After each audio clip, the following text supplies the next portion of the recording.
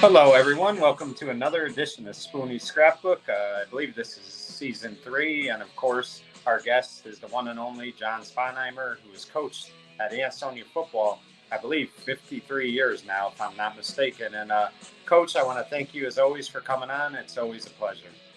Mike, the pleasure is really mine. I enjoy listening to your other podcasts, and I certainly enjoy being involved discussing Ansonia football, Valley football, and the football season is upon us. So there's no better time than this.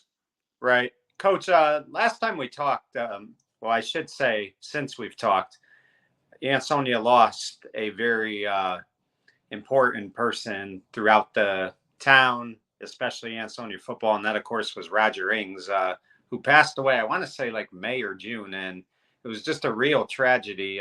But talk to me a little bit about Roger, Coach, because I believe you got to coach him 2 years, correct? Oh, that's correct, Mike. The first year I came onto the staff was 1972, and Roger was a junior then in 73, which was obviously my second year. Roger was a senior, and he was a great inspirational player. There's so many good things you can say about Roger Ings. Yeah, and he was player of the state in 73, which, what a list of talent you had in high school football that year. John Pagliaro had a big year for Derby. I mean, 73 was one of those seasons where there were so many great athletes, and for him to win player of the state, that says a lot about who he was as a football player. It certainly did, and he was the leader of our team. We ended up 7-3, losing some real tough games by touchdowns or less than a touchdown. One by 1 point, one by I think 5 points to Derby, and one by uh, 7 points to West Haven. And Derby ended up number one in the state. West Haven was number one when we played them. We lost by one to Notre Dame. So although we did beat Naugatuck for the first time in quite a few years in Ansonia, so the year ended very well. And Roger broke the state record, state breaking of a record touchdown on a kickoff after Naugatuck had tied the game at 14-14 with about 2 minutes to go in the game. So uh, being involved as a coach, a young coach, and seeing the skill and the leadership of Roger Rings was certainly a great pleasure to me. And coach, he was Ansonia's first player of the state, correct? That's correct. Right. I think they started doing the player of the year in the state. Um, I want to guess it was with Mark Allen in '69. If I'm just guess, but he was certainly our first, and he set a great guideline for others to follow in his footsteps. Right. Coach, you gave me a great segue because I was going to bring up 1969 to you because doing research, as so many of us do on the Hall of Fame committee for the Derby Hall of Fame, we do. I came across the 69 team, and I had never realized this till I looked it up, but you spoke at their banquet that year, correct? I did. I did have Yeah. uh, I had, I was in my first year of law school. I had been drafted by the Kansas City Chiefs and was in their camp for a while. And then I got banged up a little bit, came back, went to UConn Law School and played at the Hartford Knights in the Atlantic Coast League. And they asked me to speak at the Derby banquet. And I had seen Derby play 2 games that year. I saw the Seymour game, which is one of the great games in Derby history. And I saw the Shelton game when Derby finished their undefeated season. And I had known a number of some of the Derby players growing up with their families, knowing their older brothers and sisters. So it was really a privilege to be involved with Derby football at that time. Right. And coach, let me ask you, I mean, you coached against Derby for so many years. Um, would you, I know it's hard to pick one team, but would you say that was the best Derby team you ever saw? Or is there any other teams that stand out to you that you coached against? It's a real close battle, I think, between '69 and '73. And I didn't coach against the '69 team. Right. Great Pagliaro, with both Pagliaros, and Jerry Schwab was an all-stater. I mean, and I think they had about 7 or 8 shutouts. And Ansonia was a much better team in '73 than we were in 1969. We actually had the lead against Derby in the last quarter when Derby came back on great run by Rick Skolick to go ahead and win the game. So I would 69 is probably considered a slight winner in the head-to-head race, but they were both great Derby high school football teams. Right. And speaking of great football teams, Coach, I'm going to start with the 1994 Ansonia team because that's what we're going to cover. We're going to cover 94 and 95. But before I do, I think of some of the players on the 94 team, and I wanted to talk about two right off the bat, and that was Stephen Coughlin and Luke Richmond because Steve had been the quarterback the entire 93 season. But in 94, him and Luke would split time. I think Luke would come in the second quarter. Sometimes they would switch series. Did you coaches like in that offseason decide that Steven was so versatile that like your best bet was to move him more to receiver and have Luke eventually take over the reins? Well, that was the only way we really could get both of them on the field. Luke was a great quarterback, but Stephen was an outstanding quarterback, but also could play other positions. And as a freshman, Stephen quarterbacked the freshman team, but started or played 80% of the varsity games as a flanker in 1992. Then in 1993, he became the varsity quarterback for the whole season. And Luke was a tremendous freshman quarterback. And then as the next year began, we knew we had a very good team in 94. We wanted to, obviously, Steven was going to be the quarterback, but we wanted to get Luke the experience because looking forward, we certainly figured that for Steven's senior year, he became the player of the year in the state because he was so versatile, but he would play defense, he would play wide receiver, he'd play some running back. And so we sort of envisioned that Luke would eventually succeed Steven in order to have both of them on the field. And for the most part, Steven quarterbacked to start the games in '94, and then Luke would play some, and we had beaten some teams rather handily in '94 up till we came to the showdown with Naugatuck, and so Luke was able to get quite a bit of experience, even playing with the first team for a number of plays during that run. Right. And it's a credit to Steve, though, for being, because here he was the quarterback on a team that went 9-1. And now he's got a split time at quarterback with Luke. And he handled it really well. And I thought like he was a great mentor to Luke because you would kind of see them going to games together to scout other teams. So, I mean, he kind of took them under his wing. And that's not easy to do when you're the quarterback of the previous season. And then you got to kind of, be told you're going to share the snaps. I mean, I really thought he did a great job how he handled it. He certainly did. I mean, he would have gotten more publicity if he had been the quarterback the whole year in every game, and he would have ran the ball more as a quarterback. And again, though, he didn't have Stephen Coughlin to throw to when he was the quarterback. So, and that's one advantage that Luke had. But I think Stephen and his father Jack knew Stephen had great potential as a college football player, and I think a lot of us could see that his versatility, making either an H-back, tight end, or some type of receiver where the ball would get to him in college would be his eventual path to stardom. And obviously that's how it turned out when he went to Stanford. But he really was never one to seek personal acclaim himself. He was very happy to see Luke move in and take over and be part of the winning program. Right. And you talk about this team, coach. You had two big linemen returning and Dave Sisto and Vinny Lindsley, who, I think Coach Hunt once commented that Vinny was probably the strongest lineman he ever coached. That's how strong the kid was. And he wasn't very tall, but he was a strong kid. And of course, David Sisto, I don't know if I saw a person work as hard as he did. He was always in the weight room.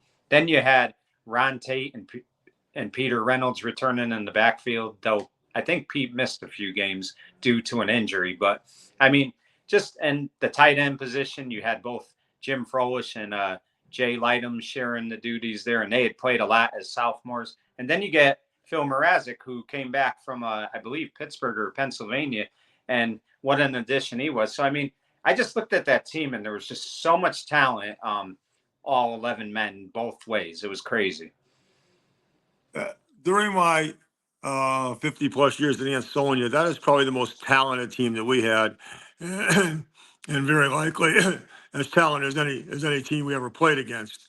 Um, we really didn't have to play a lot of people both ways until we played Naugatuck, and excuse me, and like Steve Calkin and Phil Mrazek didn't play hardly any defense at all until then. But then Steve went in as the cornerback, and Phil Mrazek was a safety. I mean, you don't usually get 6'7". I'm sorry, Steve was the.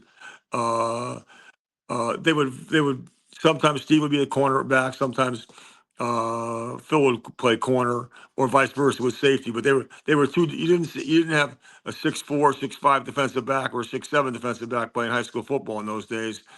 And we had outstanding linebackers. We had on offense, we had versatility with the ability to throw the ball, but especially with Ronald Tate being such a great back, and Peter Reynolds was as tough as nails as a fullback. And as I said, we were as versatile as we've ever been with that team. Yeah, and so many guys stepped up too, Coach, that I'm sure, like, you got more out of them than you ever expected. I think of a kid like Sean Phipps. He contributed a lot that year. Arthur Demby was tremendous on the defensive side of the ball. I mean, obviously, Jeff Gregorio was a terrific linebacker. And then, when Pete was out for those few games, I believe Jeff and Jay Zabina both shared the fullback position and did a great job filling in for Pete until he returned. So, I mean, you just got so many contributions from so many kids that year. That's really what makes a complete team. It was, and that was the greatest collection of football players that we've ever had at one time on the same team. And like if someone got hurt, we were able to replace them, not with someone quite as good, but certainly with someone who had significant talent, and we were able to play virtually the same offense and defense regardless of who was in or out. Right. And Coach, really, it's hard to ever say that a season is easy, but really, that team just had their way with their opponents until the Naugatuck game. I mean, they set the tone the first game of the year playing Seymour, which became a new rival for them. I think that was Seymour's first year in the MVL. And yeah, and right off the bat, you guys win 35-0. And then, I mean, it just seemed like every week in and week out, that team, the games were over by the half. And I really look at the Derby game, at Ryan Field that day. I mean, they beat Derby 50-6 at Ryan Field. You could just tell that this team was not going to be denied. I mean, they wanted to win a state title. They didn't just want to, years ago, a lot of times teams, if they beat Derby or if they beat Ansonia, that made their seasons. But this team wanted more. They wanted to be state champions. They really did. They did, and especially when they lost to Naugatuck the year before. Naugatuck ended up winning a double L state championship, and we had really since '73. We had a real good run against Naugatuck over those 20 years. We lost maybe 4 times totally. So, and we knew that Naugatuck had a number of players coming back from that state championship team. So all season long, we would go 1 week at a time in our preparation. But in the back of everybody's minds, the fans, the players, they knew it was waiting at the end. Yeah, it definitely was. And let's talk about the Naugatuck game, Coach, because I don't know, you've coached for so many years. I'm sure you could find a game maybe better, but in all the years that Ansonia's played Naugatuck, I don't know if there was a better game than that. It came down to overtime. And that's a credit to Ansonia winning that game, because when Naugatuck scores to tie that game late, they've got all the momentum. And the fact that your kids didn't, get down, they got back up there and won that game. That's really a credit to both the coaching staff and the players. I mean, because that was one of the best games I think I ever saw. I would have to honestly say this is the greatest game itself that I've been involved with Ansonia football in my years. Obviously, beating Derby the first time in so many years, winning the first state title, coming back in the last seconds against New London.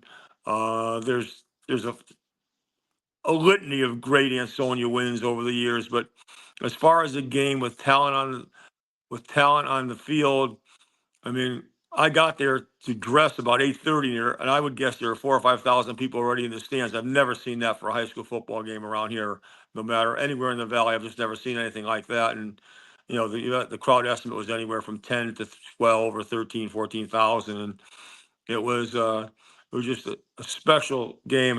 And the momentum certainly swung when they ran the crisscross play and pitched the ball to Edmonds, and he ran down the sidelines. We were up 8 points, and we had a chance just before then to make a first down and clinch the game. We didn't, and they came back and they made the touchdown, and then they had to go for two for the tie, and they ran a middle trap with Conklin, and he ran right through our defense for the first time all day, and all of a sudden, like you say, the momentum had swung.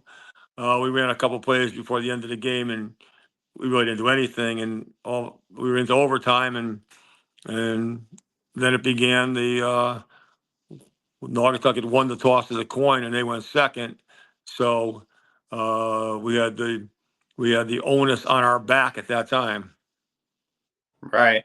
And what an ending it really was, Coach. I mean, obviously Tate scores the big touchdown, but I mean, it comes down to the last, fourth down, and Jay Zabina makes a great sack on the quarterback. He didn't get credited for the sack, but he really, stopped the quarterback from being able to throw the ball. And I mean, it was just a tremendous ending. And I thought about this today too, Coach.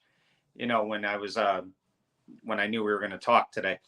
How hard is it for you to be up top in that booth? And it's a crazy game like this, and so many momentum swings, and it's a big crowd, and you're stuck up there. Like, I'm sure there's a part of you that wants to be on the field. You could instruct players a little better. I mean, was it tough being up there with a game like that?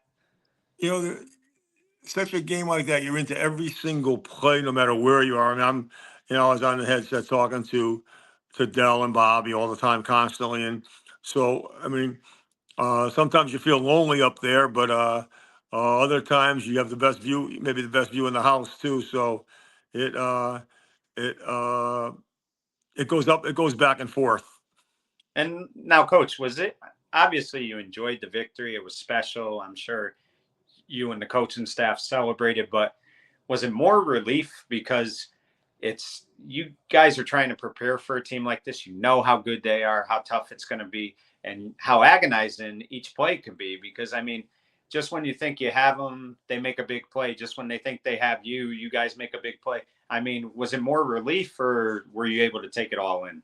It's funny. Some games are more of a relief. That game afterwards was the ultimate celebration, I thought. Even though we still had a state playoff game against us, and in those years, that was the last year of a single game playoff. There was no Tuesday, Thursday. That came about the next year.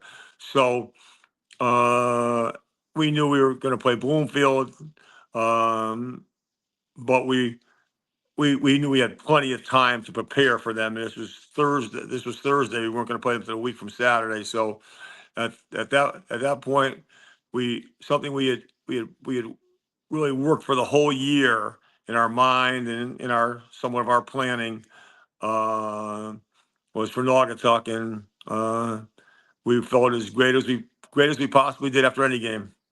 Yeah, and I remember Coach Hunt when they asked him about, you know, I don't know. I think at the time when they interviewed him, it was still up in the air who you guys might play. But he said something that I really thought, told this whole game. He said, "I don't know who we're going to play, but I'm just glad we don't have to play Naugatuck again." And it really was true, because I mean that to me was your state championship, because once you won that game, I just felt like forget it. They're going to win the state title. They had to get over this hurdle. They did it, and sure enough, Coach. I mean, I think you guys were up 40-0 at the half against Bloomfield. It really wasn't a contest. These kids, like I said, weren't going to be denied. And, you guys needed that state championship as well, because it had been like a 4-year drought without one. And I think, like, after a while, you start to get nervous. Oh, are we going to be on the decline?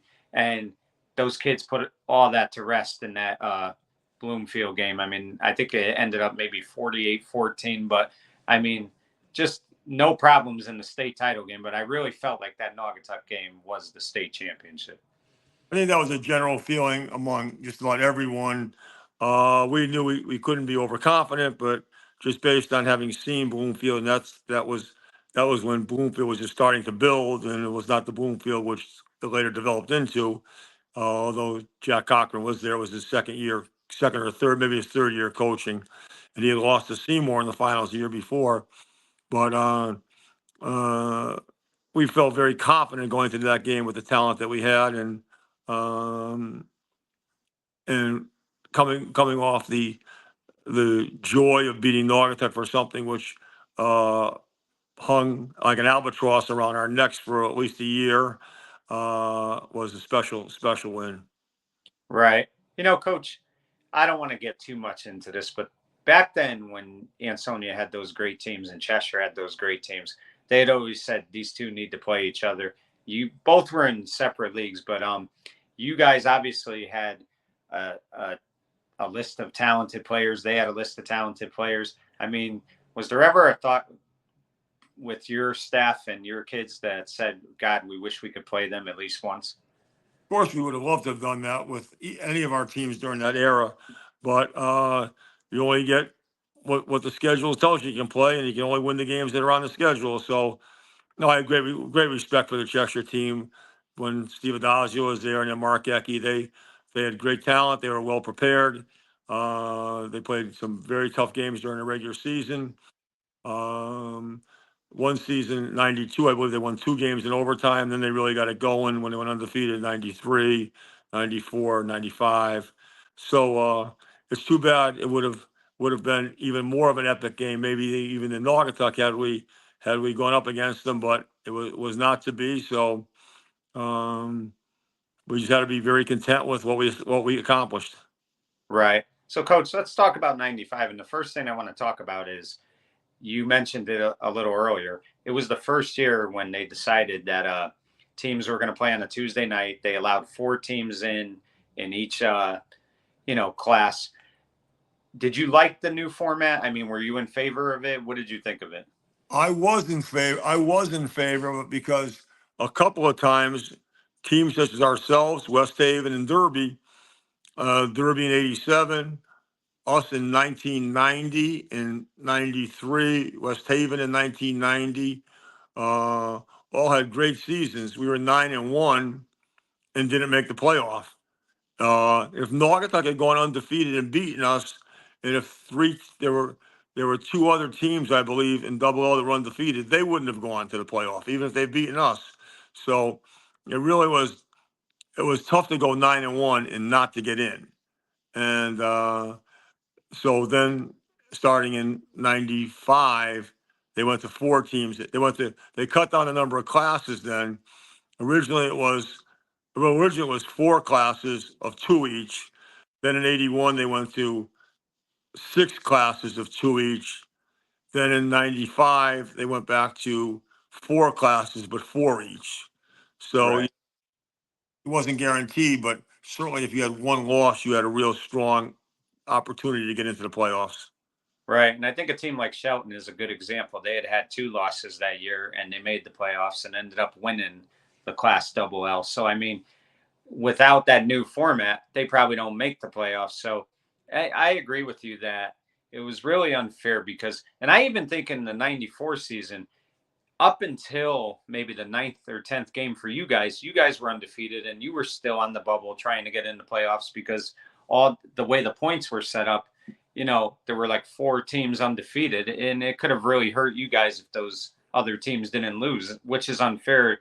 I think any team that goes undefeated should never be denied a shot at the playoff. Right. That is one of the more sensible things that the CIAC has done over the years. Right. So, let's talk about 95. And obviously, Luke takes over permanently as the quarterback. Steven goes to receiver, plays an outstanding safety position. But interestingly enough, the biggest task you had was replacing Ron Tate and Pete Reynolds. And what Ansonia coaches always did over the years, and they probably did it more so than any football program, is they really had trust in their underclassmen, especially the sophomores. And you guys put in two sophomores that year. There was a kid by the name of Cortez Johnson. He played a lot of running back. And then there was a kid by the name of Chris Morrow. He pretty much, by week 5 or week 6 became really the main fullback. But there was another kid by the name of Michael Barnabucci who, you guys had predicted great things for, but he didn't come out junior year for whatever reason. And you were able to implement him in there as well. So I think you got a lot of production out of those 3 kids, especially in that backfield. He certainly did. Getting Bernabucci had an outstanding year.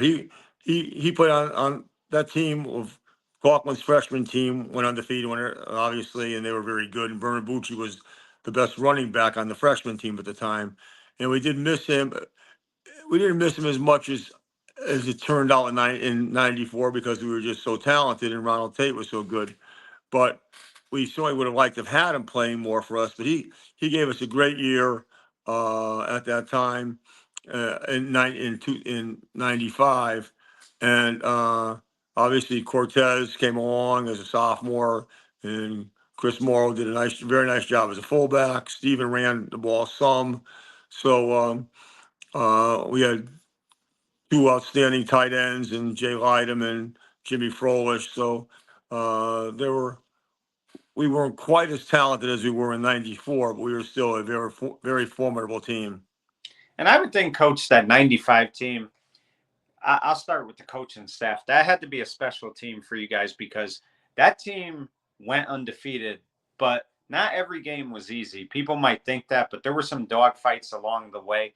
And, I mean, in a lot of ways, that team, they kind of defined what it means to win because they knew how to pull out games. I think at a Naugatuck game, they win 7-0. It wasn't a high scoring game, but they were able to hold Naugatuck in check. And even, the championship game, which I'll get to a little more, you guys won 7-0. It wasn't an easy game, but these kids knew how to finish games. They really did. So I would think that 95 team had to be very special for the coach and staff because it wasn't easy like 94, but yet this team knew how to win like the 94 team did as well. It did, and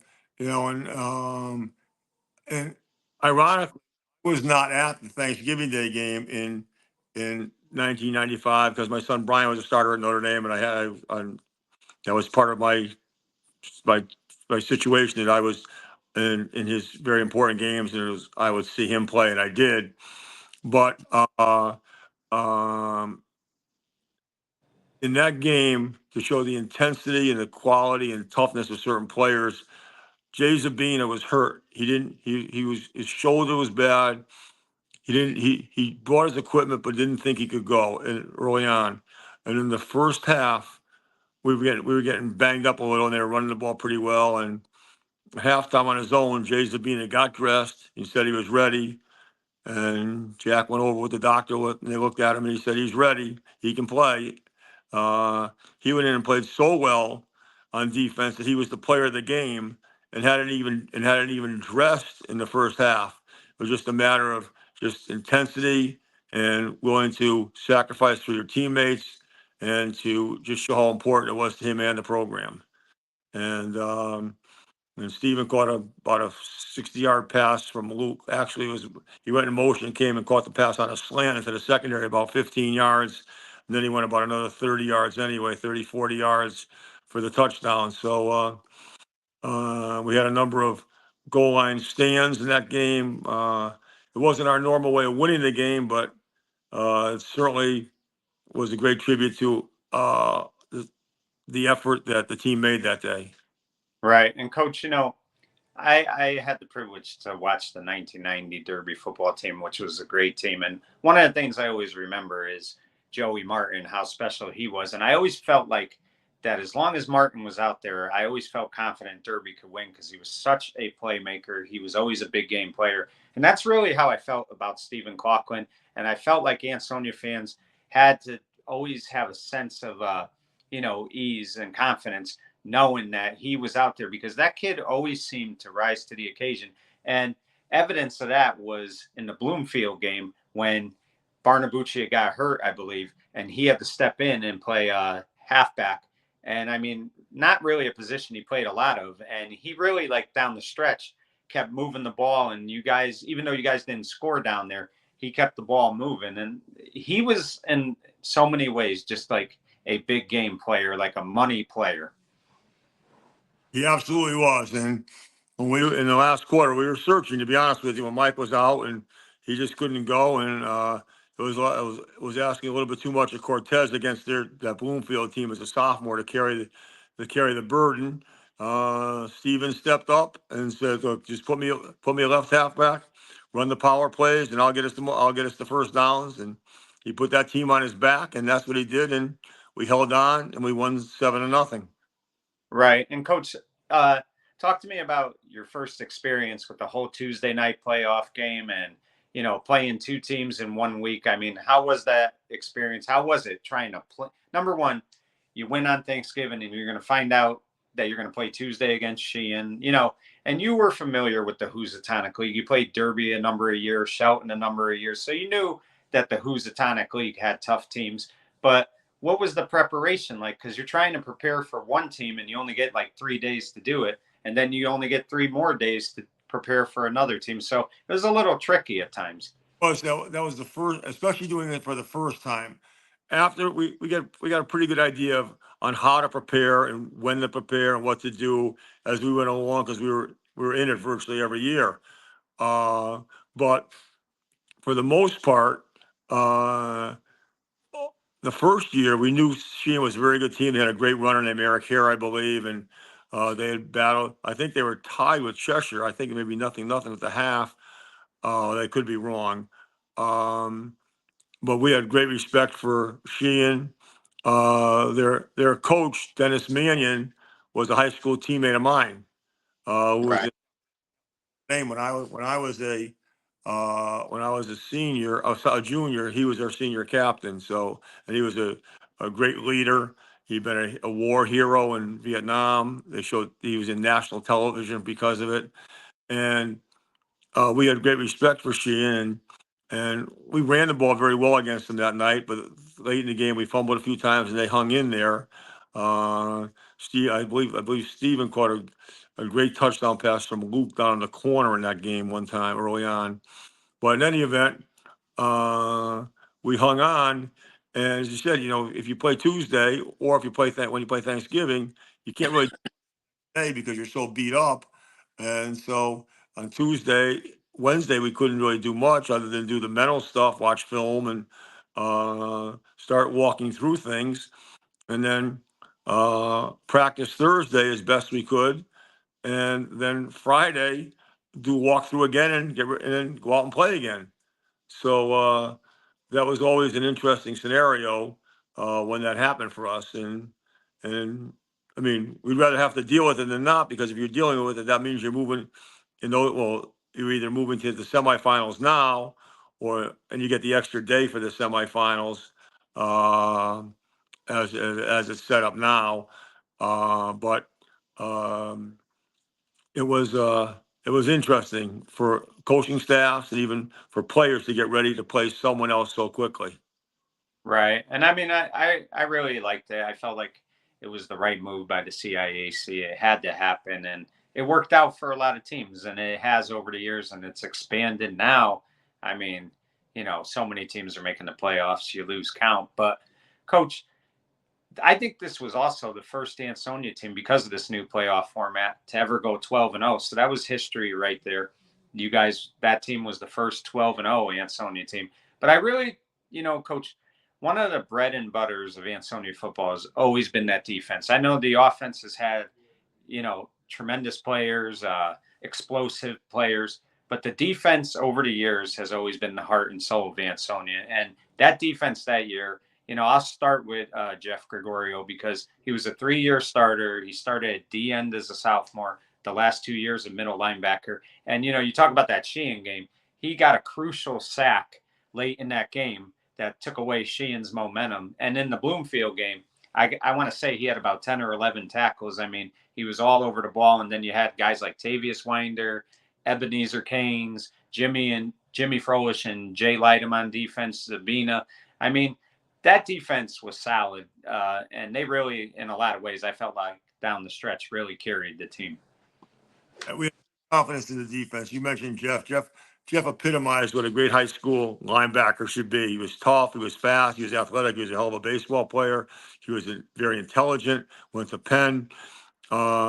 he started as a defensive end as a sophomore because we had older linebackers in there at the time, and then he came and played every game in a 2-year winning streak as a linebacker, and Ebenezer Canes, and obviously we were able to move Jim Froelich to a defensive tackle where he was extremely talented, because we had two defensive ends that could play there, and Jay Zabina and Jay Lydham.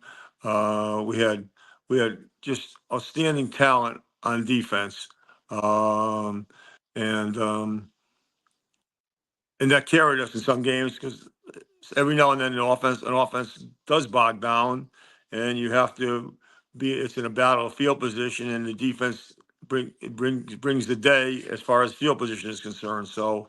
Uh, we were very, very fortunate to be so well set on the defensive side of the ball. Right. And again, you got contributions from first year starters. I think the line, you had graduated a lot of that offensive line, and you got contributions from people like Matt Scarpa, who did a nice job that year at tackle.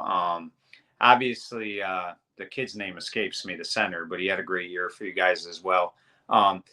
That team, to me, just always, when you have great players on your team, those important players, the ones who don't always steal the headlines, they come on and do a great job. I think of Kevin Sestari. He came out and did great things for you guys. So I mean, you always got contributions from other players on that team, and it takes a team to win. And without those contributions, it doesn't work.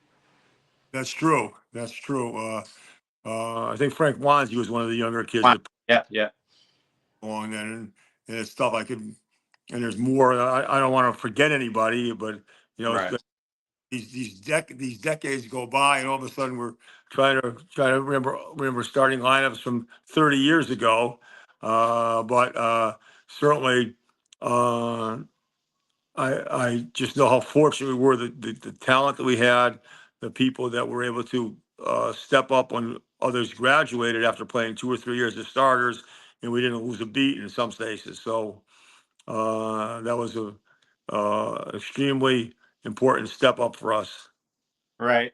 So, Coach, we're going to continue to do these. These are always fun. But before we go, I wanted to ask you because obviously there's been some years where Ansonia hasn't had a freshman team, but for all intents purposes, you've been the freshman coach since 1972, and this year you're still on the staff, but you kind of passed the baton to freshman coach to Kevin Rowley.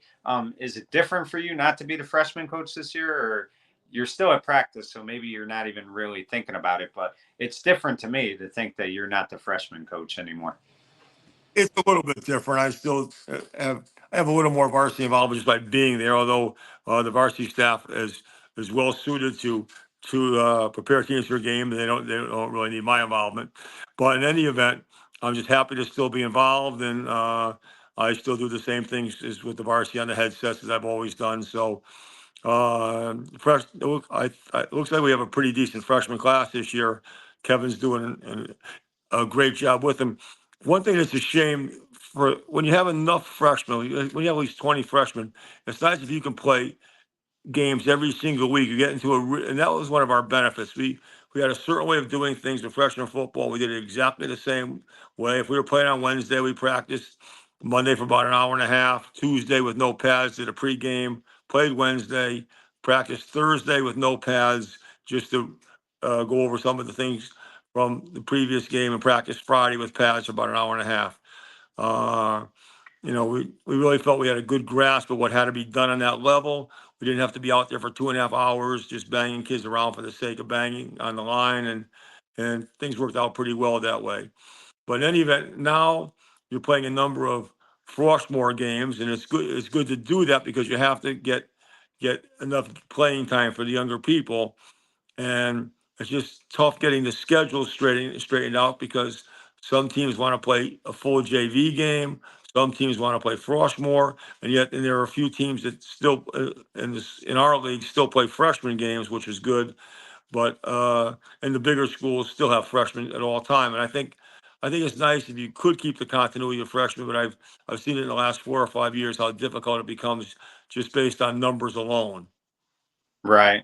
And now, Coach, tomorrow you guys are having your first home game, correct? Yes, with Watertown. Yeah, and Watertown, I mean, they've been predicted to do great things. I know last year they were a runner-up in the state playoff game, so it should be a interesting game tomorrow. I'm not crazy about Thursday night games. I really think Friday or Saturday is more ideal, but you know, I don't think anything's going to be going on tomorrow, so I think it'll be a decent crowd, and should be interesting to see how it unfolds. This Watertown team is a very fine team. They were ahead of Seymour. It's not one of Seymour's best classes, unfortunately, but they'll be back because they always work great in that. But I believe I saw the first half of that game, and it was 41 or 49 to nothing, Watertown. And Watertown has an outstanding quarterback that's about 6'2", can really throw the ball and runs the ball extremely well. So they have a senior class that's played together for 3 years. They went to the state finals last year and lost by 1 point. We fully expect a very difficult game tomorrow, and we've been preparing for that. Right. Well, like I said, there's nothing going to be going on tomorrow night. So I would urge anybody that's in the Valley to go check that game out. It should be a great game. But, Coach, as always, this is always fun to do. I look forward to doing more this season. And thank you, as always, for giving me some time today. Mike, I always enjoy talking with you. My best to everybody, and good luck to all of the Valley teams this year. Well, thank you, Coach. And, folks, of course, that's the one and only John Sponheimer, who has been coaching over 50 years in high school football. He's a credit to the game, and we're going to continue to do this. And it's a lot of fun to do. For Coach Sponheimer, I'm Mike Kenichi, and this was Spooney's Scrapbook saying good night, everyone.